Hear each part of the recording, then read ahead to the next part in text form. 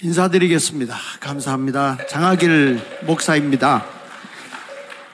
지금 우리나라가 어느 상황인지 우리 스님들이 반드시 알아야 될 게 있습니다.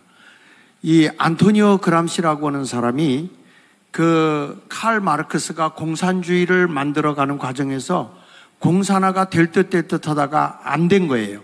그래서 왜 안 되는가 하고 조사해 봤더니 돈이 있으면 다 가족에게 물려주는 거예요. 그래서 자본주의가 어디서부터 시작되는가? 가족에서부터 시작이 되는구나. 그래서 가족을 파괴하자. 이 운동을 했는데 그것도 자본주의가 파괴되는데 쉽지가 않은 거예요. 그래서 그것을 보고 있던 30년 뒤에 이탈리아의 안토니오 그람시라고 하는 사람이 공산화를 이 자본주의 국가를 그리고 자유민주주의 국가인 이 자본주의 사회 국가를 망가뜨리고 공산화를 이루기 위해서는 11가지 계명이 있다라고 주장한 겁니다. 근데 그 11가지 계명을 제가 잠깐 얘기하면 여기 보면 이렇게 조용한 혁명 11계명이 나오게 됩니다. 지속적인 사회 변화로 혼란을 조성하라. 그러니까 코로나라든지 가짜뉴스라든지 촛불 집회를 가지고 진지전을 구축한 다음에 그리고 나서는 가짜뉴스로다가 크게 혼란을 일으키게 하는 것입니다. 지금 선거를 앞두고도요, 어떤 결과가 오냐면 가짜뉴스를 딱 터뜨리는데 이게 이제 프레임에 걸려든 거죠. 그게 뭐냐라고 하면은 내가 나중에 보낸 거 잠깐 한번 좀 띄워줘 보세요. 지금 보면 회칼 그리고 도피 이 두 가지를 딱 해가지고서 띄웠습니다. 여기 보면 이게 문맥을 잘 들어보면 이 황상무 대통령 시민사회수석이 이런 얘기를 했단 말이야.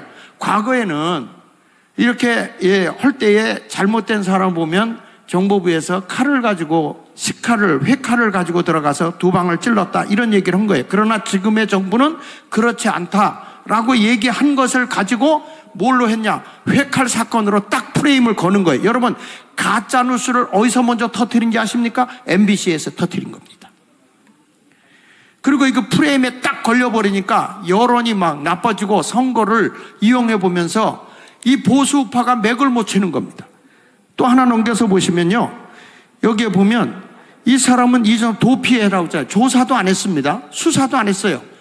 그런데 여기서 흘려서 국정원에서 흘려가지고 이 사람이 도피했다. 그래가지고 두 가지 단어에다가 이것도 딱 그냥 MBC 언론에서 주장을 하고 그걸 받아가지고 민주당에서 공격을 하기 시작하는 겁니다. 가짜뉴스를 가지고 프레임을 걸어서 맥도 못 치게 만들어버리는 것이 지금의 현실이다 이 말이에요. 여러분 이것이 다 뭐냐면 안토니오 그람시라는 사람이 공산주의를 다시 한번 계명 좀 보십시오. 거기 한번 아까 11계명 자 여기 보면 지속적인 사회 변화 혼란을 조성하라. 이거 제가 자료를 굉장히 많이 했는데 다 보여드릴 수가 없고요. 지금까지 우리나라는 가짜뉴스에 다 녹아난 거예요. 여러분 알다시피 광우병 사건이라든지 사드 사건이라든지 이런 모든 것들이 이게 다 가짜뉴스에 매몰이 돼버린 거잖아요. 그동안 나라가 얼마나 혼란했습니까? 광우병 이런 것들이. 이게 바로 조용한 혁명 공산주의를 만드는 데 있어서 11계명에 들어있는 것입니다. 두 번째 가서는 학교와 교사의 권위를 약화시켜라. 그래서 학생의 인권 조례를 이렇게 만들어가지고 부모님들을 학생들이 고발하게 만들었어요. 원래 부모님들이 자녀 교육을 책임지고 하게 우리나라의 헌법에 들어있던 조항을 삭제를 해버렸습니다. 그래서 선생님들이 오히려 학생들을 다 주도하고 있고 부모님은 간섭하지 못하게 만들어 놓는 이런 교육을 지금 실시하고 있어요. 요즘에 보면 자녀들이 부모 고발하는 사건이 상당히 많은데 이런 스며있는 진지전을 구축하고 있는 공산화로 가는 길에 학교와 교사의 권위를 약화시키고 세 번째로는 가족을 해체하라. 이거 부모 고발 나오죠? 일부 다처로 가죠? 그 다음에 페미니즘, 여성 우월주의 이런 게 나오고 그 다음에 네 번째 가서 보면 성교육 및 동성애 교육이 나오는 겁니다. 그래서 이제는 남성, 여성을 쓰지 못하게 하고요. 뭘 쓰는지 아십니까? 사람이라는 단어를 쓰게 합니다. 그래서 나도 지금 남자지만 여성으로 가고 싶다면 여성으로 등재가 돼요. 얼마 전에 복싱 선수가 남자가 복싱 선수가 돼서 여자를 때렸잖아요. 난 여성이다 그래 놓고 이런 모습으로 가가지고 두개골이 금이 가게 하는 그런 사건도 일어났습니다. 그런데 이게 다른 나라에서도 일어나는 게 아니라 우리나라에서도 지금 이런 성교육, 동성애 교육, 지금 이게 우리나라의 국회에서조차도 이 법이 통과되기 직전에 있는 것입니다. 그래서 이번에 우리는 이 종교인들이 다 일어나야 되는 것입니다. 대한민국을 살려야 되는 것입니다. 자유민주주의로 다시 일어나야 되는 것입니다. 여러분, 오늘 이 자리에 모인 것은 우리가 기독교, 불교를 넘어서서 대한민국을 사랑하는 사람이 모여야 하는 것입니다. 이게 굉장히 4월 10일 날 중요하다는 거예요. 투표가. 그 다음에 여기 5번째 보면 교회를 해체. 이거 교회만 해체하는 거 아닙니다. 종교, 불교 다 해체하는 것입니다. 왜냐? 이게 우리 이번에 보면 감염 예방법이라는 걸 가지고 얼마든지 지금 구청장조차도 폐쇄할 수 있는 법을 지금 조례법으로는 지금 하고 있고요.